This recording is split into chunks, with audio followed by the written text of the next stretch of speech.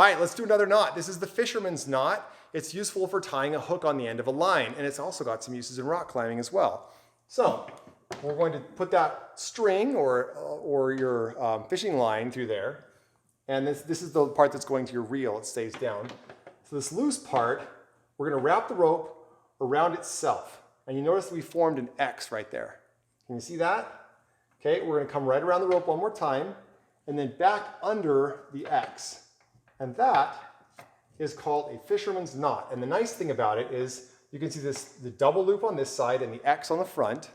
That's a well-tied fisherman's knot. And then you just pull it down and it cinches. It's a very tiny knot. It can be done with hard to bend rope like fishing line. And it just looks really slim there on the end of that hook. Let's do it one more time. You can slip that off the carabiner. Okay. So we're going to put the string through the eye of the hook, and then we're going to cross it in front. Got that?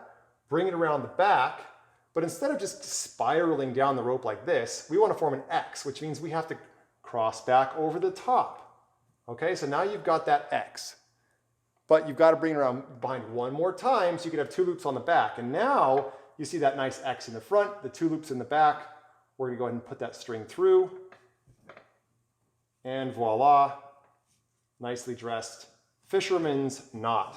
Slides down on that hook, and now you've got your fly tied on or your line. It's just a great knot. It stays, it slips down.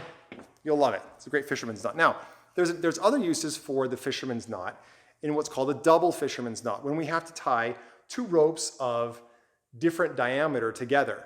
When you tie two ropes of different diameter together, you want each rope tying on itself rather than tying on the other rope. So suppose these two ropes were different diameters. We got the red rope and the blue rope. Now I'm going to put this in my teeth and I'll demonstrate a fisherman's knot with the red one.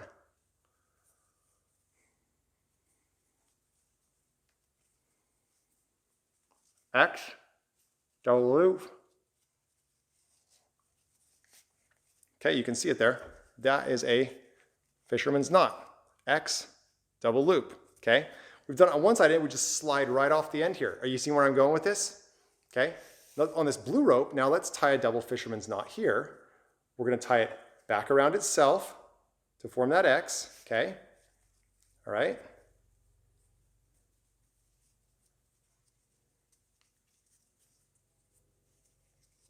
Okay, we've got that X. We're going to feed it through this way.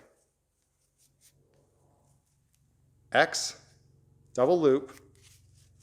Bring it together, and now what you have is a knot that joins two ropes of different diameter together, and this is what's typically used in when your two ropes are going opposite directions from each other. And this is used with my little rope here that I use in rock climbing for building anchors. I've got a double fisherman's knot, tying it there. When you have a prusik loop or a loop that you're using to form any type of a sling or something like that, you can use that double fisherman's knot to join two ropes together. Let's do it one more time.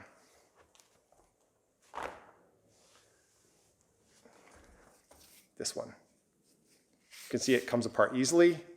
The knot itself is not as easy to take apart as the figure eight, but it's still pretty easy.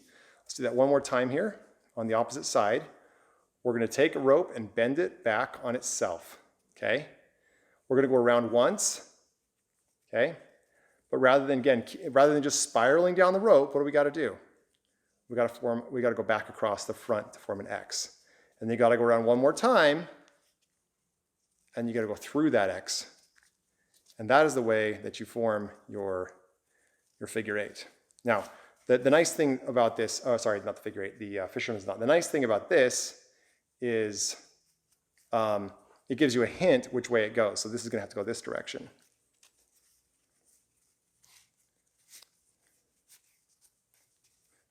X, double loop, that's a fisherman's knot. There you go.